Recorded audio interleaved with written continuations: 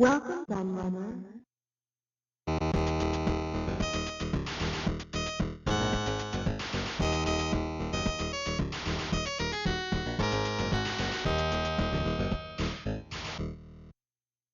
If we're talking about the history of home computers, then one of the first names to get mentioned is always going to be Commodore, and rightly so.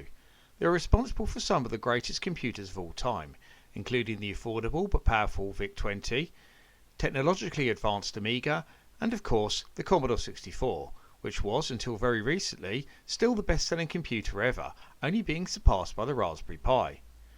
The company was founded in 1954 in Toronto, Canada, as the Commodore Portable Typewriter Company by Polish Jewish immigrant and Auschwitz survivor Jack Tramiel. For a few years he had been living in New York driving a taxi cab and running a small business repairing typewriters, when he managed to sign a deal with Czechoslovakian company to manufacture their designs in Canada. By the late 1950s, a wave of Japanese machines had forced most North American typewriter companies into ceasing business, but Tramiel diversified and instead turned to adding machines.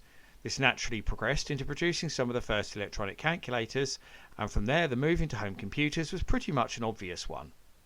This move also coincided with the arrival of one Chuck Peddle, who was instrumental in Commodore's early success and very much persuaded Jack Tramiel to make his move into this category. From the release of the PET in 1977, Commodore very much became known as a computer company, and the rest, as they say, is history. But we're not here to talk about the history of Commodore or their many successes in the industry. We're here to highlight some of the things that didn't go right for them. So let's look at 5 of Commodore's most famous cancelled computers. I'm more alive than ever before. Welcome to my Commodore 64. My friends are knocking down my door to get into my Commodore 64. It's mind-boggling. Commodore 64 lets you play hundreds more games than any video machine, plus draw, program, even do music. I'm more alive than ever before, and my friends are knocking down my door. 'Cause now we're into so much more. We're into our Commodore 64. Let's start off with by far the most well-known and sought after of all Commodore's many prototypes, the C65. Also known as the C64DX, it was created in 1990 as the final hurrah for the best-selling Commodore 64 that would bring the machine much closer to the capabilities of the Amiga. The hardware would be completely backwards compatible, but also added a bunch of great new features, most notably the built-in 3.5-inch disk drive that protrudes from the right side of the case, which actually seems quite strange when you consider that 5.25-inch was the established standard on the system. The most notable upgrade was the new 65CE02 processor, a custom version of the 6502 from the original C64 that ran nearly 4 times faster. This wasn't the only upgraded chip on the board though, as the new VIC-3 graphics chip was capable of producing 256 colours on screen from a palette of 4096, with numerous different resolutions up to a maximum of 1280 x 400.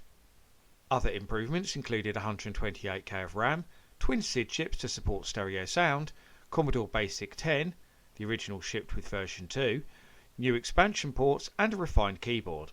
Commodore promised it would be 100% compatible with all existing Commodore 64 and 128 software. Ultimately, the machine was cancelled for one simple reason: the existence of the Amiga. By the time the C65 was ready to hit retail, the price of Commodore's 16-bit machine had dropped to under £300, and the C65 wouldn't have come in much cheaper, rendering it rather pointless. When Commodore International was liquidated in 1994, a number of prototypes were discovered and sold on the open market. There are thought to be around 50 of these in existence, and they have all been seen fetching incredibly high prices on eBay in recent years. Announcing a fabulous sale on the Commodore Plus 4 personal computer, the first computer with 4 built-in software packages, the big 4 every computer owner needs. Built-in graphics and sound commands, 128 colors, 64K memory, 75 commands, word processing for letters, reports, create graphics, graphs, charts, full color designs, balance checkbooks, business statements, income tax, file management for mailing lists, inventories, recipes. Retailers originally sold the Commodore Plus 4 for $299.95. Now it's yours for only $99.95 complete. Will include $150 in discount coupons towards special options. Use your credit card and order the incredible Commodore Plus 4, the $99.95 computer package you've been waiting for. Use your credit card for rush delivery by calling 1-800-441-1234 or send check or money order for $99.95 plus $10 shipping and handling to Commodore Plus 4. P.O. Box 3500, Department A, West Caldwell, New Jersey 07006. The Commodore 116 range was created purely out of fear. Jack Tramiel was already worried about the emergence of low-cost home computers on the market like the ZX Spectrum and Mattel Aquarius. And he had further concerns that the Japanese were ready to do the same thing with their MSX range. His fears were well founded too, as the Japanese were already dominating the home electronics sector with their low price offerings and had pushed many American companies out of business. So why would the computer market be any different? The Commodore 116 would also replace the VIC-20 as the company's base model offering and be significantly cheaper to manufacture. It would feature a massively cost-reduced chipset, all based around the multi-purpose TED chip, and feature a rubber chiclet-style keyboard, not unlike the aforementioned Spectrum and Aquarius. However, arguments over what these computers were going to be and how much they were going to cost caused a lot of division within Commodore, and was ultimately one of the key reasons why Jack Tramiel was pushed out of the company he founded.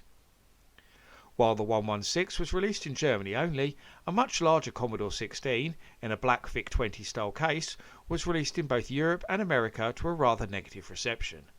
The hugely overpriced Plus 4 with its built-in business applications followed. The only reason the 116 range got any traction at all was because the company began heavily discounting them, making it a huge loss-making venture that most Commodore fans regard as the beginning of the end for the company. But there is one model I left out here that I haven't mentioned, the Unreleased V364.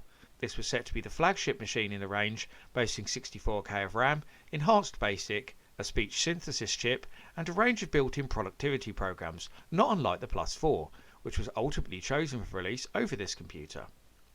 According to ex-Commodore project manager Dave Rainey, only a few pre-production prototypes of the computer were made for display at the 1983 CES show. At least 2 of these are known to be in the hands of collectors, making it one of the rarest home computers in existence.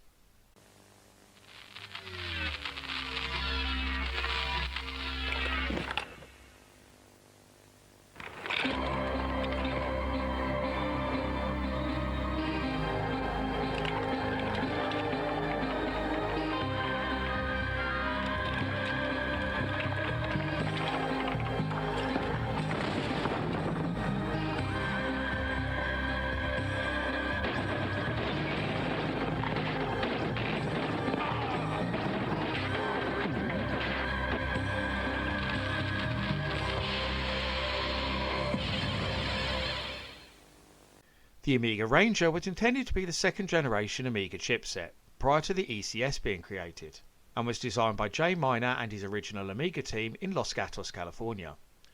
In 1986, after the release of the Amiga 1000, Miner began to design its intended successor, which he codenamed Ranger. The computer was planned to be highly expandable, much like the Amiga 2000, with enhanced graphics and a better CPU. The Ranger was intended to include a Motorola 68010 or a 68020 over the original 68000, giving it 32-bit capabilities whilst retaining backwards compatibility. Whilst details on the whole chipset remain fairly unclear, Amiga engineer RJ McCall has revealed that it would have quadrupled the colours on the screen from 32 to 128, and the resolution would have been able to go up to 1024 x 1024 pixels. It would have also included 2 MB of fast RAM alongside the same pool of sound chip and a range of extra ports, making it much more expandable than its predecessor. It would have been much closer to a PC in this regard, with various upgrade slots included within the case.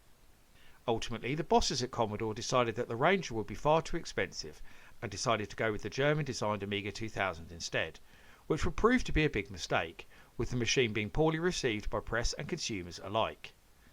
The cancellation of the Ranger was one of the key reasons why the original Amiga team chose to step away from their own creation and move on to the development of the Epix Handy, the machine that would eventually become the Atari Lynx. Why buy just a video game from Atari or Intellivision? Invest in the wonder computer of the 1980s for under $300, the Commodore Vic-20. Unlike games, it has a real computer keyboard. With the Commodore Vic-20, the whole family can learn computing at home. Plays great games, too.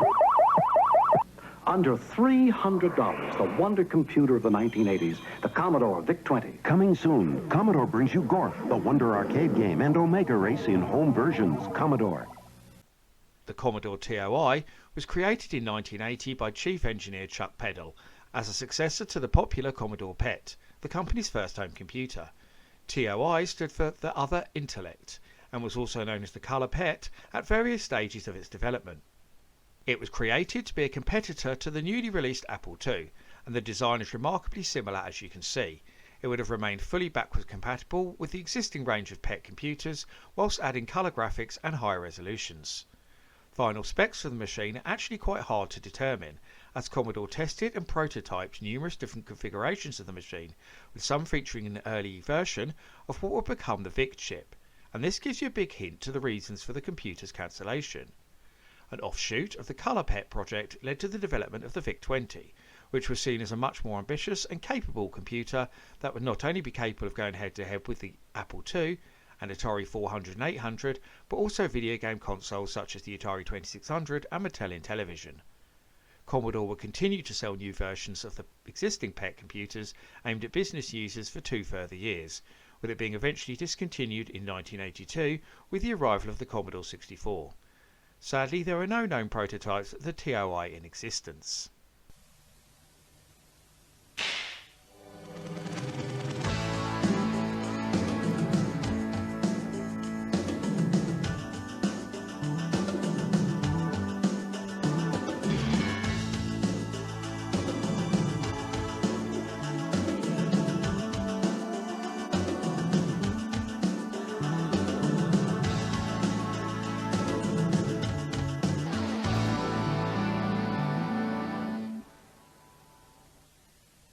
The final entry on this list isn't a computer at all.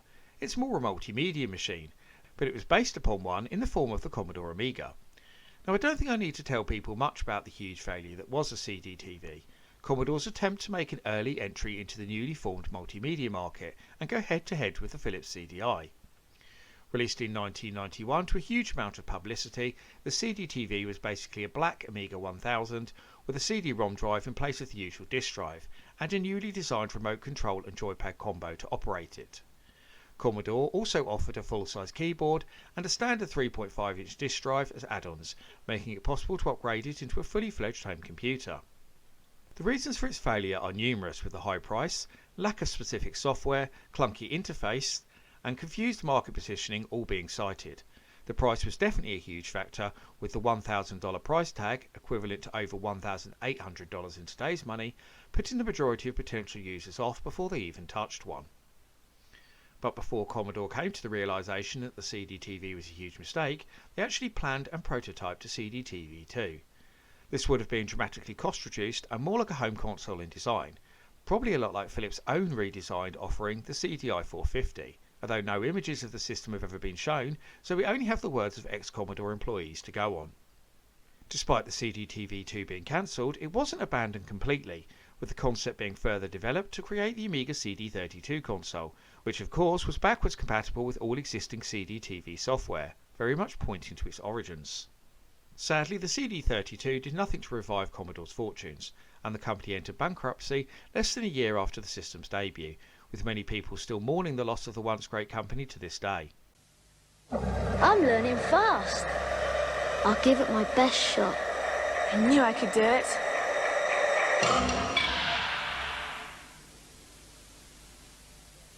And that concludes our look at some of Commodore's many unreleased computers. I hope you enjoyed this look back in time, and I'd love to hear your thoughts. Do you think any of these machines could have been a success, and why? Which ones would you most like to add to your collection? Please let me know in the comments.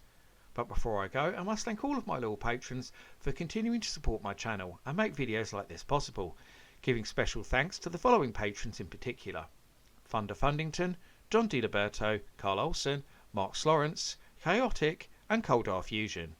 If you also want to help support my creative endeavours, including this YouTube channel, then please go and check out my Patreon right now, where you can get access to a host of extra content, including downloads, exclusive videos, creative insights, and much more besides.